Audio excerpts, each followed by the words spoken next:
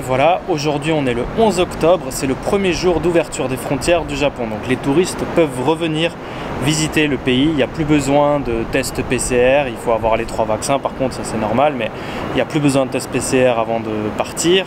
Il n'y a plus besoin d'avoir un guide qui vous suit pendant tout le séjour et il n'y a plus besoin de passer par une agence de voyage.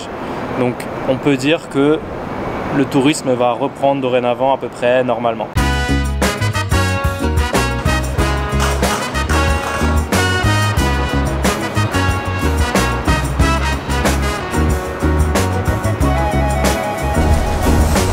Alors je suis vraiment désolé mais depuis cet été j'ai rien posté sur Musubi parce que je manquais vraiment de temps entre les vacances d'été des enfants et puis le le Covid qui a explosé au Japon en été. Donc il y avait plein de cas de Covid dans les écoles de mes enfants, donc je devais les garder à la maison, j'ai pas pu avancer, j'ai pas pu travailler. Ensuite il y a eu la rentrée, les annonces très rapidement de retour du tourisme là à partir d'octobre. Et donc ça a été galère parce qu'il a fallu calibrer, revoir un petit peu, reprendre le pli en fait, reprendre le travail, relancer, mettre en place la machine pour reprendre le tourisme. Donc j'ai vraiment pas du tout eu le temps de travailler sur Musubi en fait. Mais ça va venir. J'ai pas pu avancer sur les vidéos Musubi comme je le voudrais, mais c'est en cours, il y a une vidéo qui est déjà bien avancée, qui va arriver. Merci pour votre patience. Les choses en tout cas vont naturellement, le rythme va venir, le rythme va se faire entre le travail que je dois faire en tant que guide et le projet Musubi à côté. Il va falloir que je trouve l'équilibre. Là c'est juste que c'est un petit peu... Enfin, du moins les annonces du gouvernement japonais ont pris de court un peu tout le monde quoi. Donc là tout le monde remet la machine en route, tout le monde accélère, tout le monde repart, mais c'est pas évident. Parce que ça fait plus de 2 ans que tout est au point mort et il y a énormément de choses à faire. Ensuite, sur un point de vue plus personnel, on me connaît beaucoup via Osaka Safari, le site que j'ai mené pendant plus de 10 ans. Je ne sais pas ce que ça va devenir parce que je vais continuer de travailler dans le tourisme, mais je prends un peu mes distances par rapport au collectif Safari. Je ne sais pas à quel degré je vais être investi dedans, à quel degré je vais pouvoir travailler au sein de ce collectif à l'avenir, je ne sais pas. Ce qui est sûr en tout cas, c'est que si vous voulez faire appel à mes services et être sûr que ce soit moi l'interlocuteur, vous pouvez m'adresser directement une demande sur mon blog. J'ai créé une page, je vous mets le lien en description et quand vous m'envoyez un mail et une demande via cette page, vous êtes sûr de tomber sur moi et de pouvoir bénéficier de mon expérience et de mes services sur Osaka. Quant à Osaka Safari, on verra, l'avenir nous dira de quoi il en retourne. En tout cas, j'attends vos demandes, n'hésitez pas à réserver en avance parce que ça part déjà pas mal et comme ça, ensemble, on pourra faire une visite d'Osaka aux petits oignons.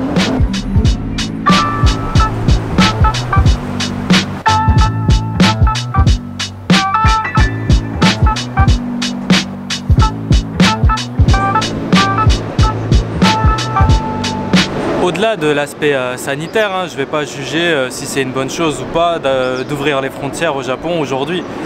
C'est pas à moi de décider de toute façon. Mais en tout cas, d'un point de vue purement personnel, moi je suis bien content parce que ça fait presque 3 ans de galère.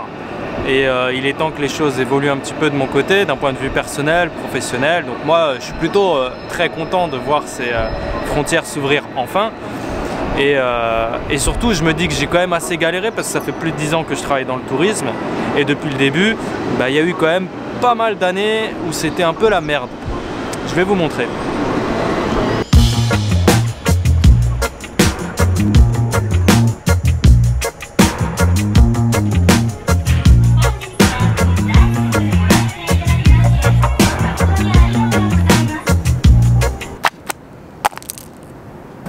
Alors, on va faire un petit schéma.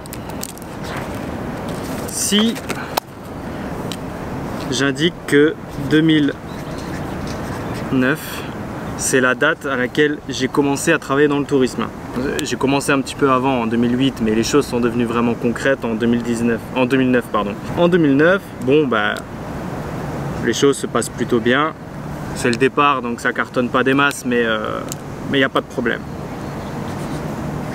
2010, le volcan islandais est rentré en éruption, je ne sais pas si vous vous souvenez, ça a balancé des cendres dans l'air et ça a perturbé les vols des avions en Europe, parce que les cendres c'est hyper dangereux.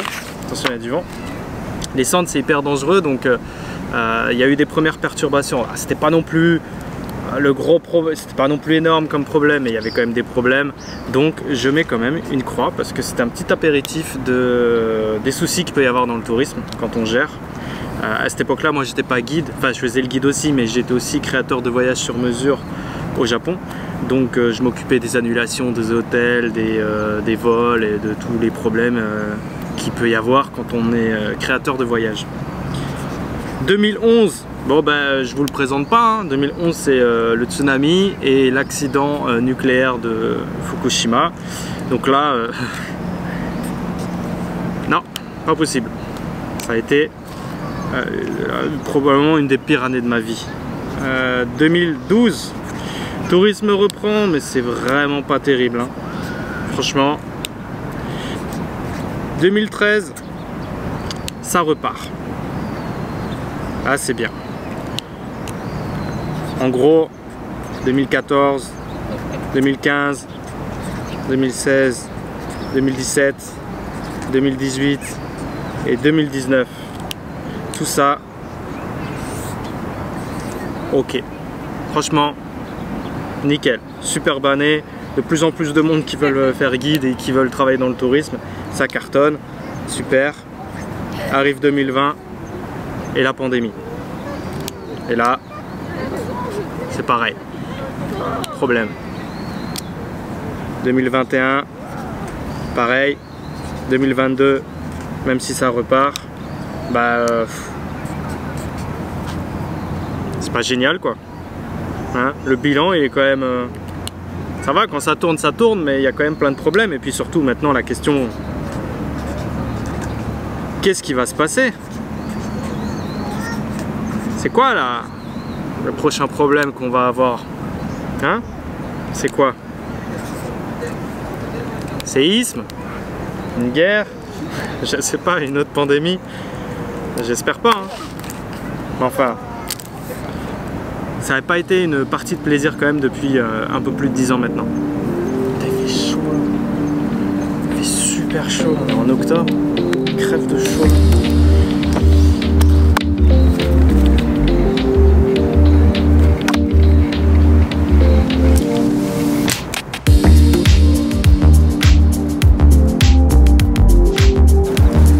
Donc, comme le tourisme reprend, le truc qu'il faut savoir au Japon, qui est important, c'est ça. Le masque. Le masque au Japon, on continue de le porter quand même. Il y a plein de Japonais qui commencent à être plus souples à ce niveau-là, mais quand même la grande majorité des Japonais continuent de le mettre, de le porter, même en extérieur. Alors il y en a qui le mettent sous le menton, on appelle ça le hago mask, comme ça. Quand ils sont en extérieur et qu'il n'y a personne autour, il n'y a pas de problème. Dès qu'ils sont de nouveau en intérieur ou dans des espaces avec du monde, hop, ils le remettent sous le nez. On appelle ça le hago mask. Vous faites ce que vous voulez, si vous voulez le faire ou pas. En tout cas, au Japon, on porte le masque un peu par conformisme, un peu par mimétisme, par habitude. C'est devenu une étiquette sociale. La pertinence de le porter, elle ne se pose pas. C'est pas important. Ce qui est important, c'est le mouvement collectif. Et c'est quelque chose qui diffère vraiment avec ce qu'on a chez nous en France. Donc, France en Europe. Hein. Donc, je vous invite quand même à garder en tête la fameuse expression « faire à Rome comme les Romains » et d'adapter votre comportement intelligemment en fonction des habitudes du pays où vous êtes, quoi. Et donc au Japon, si vous arrivez pour faire du tourisme et que vous voyez que la majorité des Japonais ont un masque et ils sont prêts à le porter, bah faut essayer un minimum de se calibrer à ça, quoi. C'est tout. Et c'est un petit message. Voilà.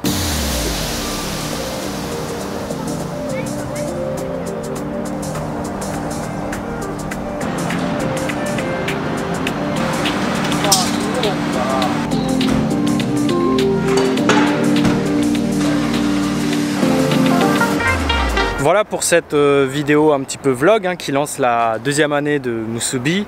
J'ai lors de la dernière vidéo évoqué l'idée de faire un Patreon et un Utip. Donc j'ai créé une page Utip de Musubi. À vous de voir. Je vous partage le lien, hein. Vous cliquez en description, vous pourrez aller voir la page. C'est le début. On va voir où ça va nous mener. Si vous voulez soutenir Musubi, bah, c'est super. Ça envoie un message de soutien, un message de motivation pour que je continue ce projet à fond. Malgré tout ce qu'il y a à faire à côté, ça motive. Donc n'hésitez pas à envoyer votre soutien et à aider à développer finalement ce projet ensemble. Voilà, vous avez les autres liens donc pour réserver une balade avec moi à Osaka. Et puis moi je vous dis à très vite. Et puis désolé pour l'attente pour cette vidéo, mais les choses vont repartir. En tout cas, merci à tous et puis à très bientôt. Ciao.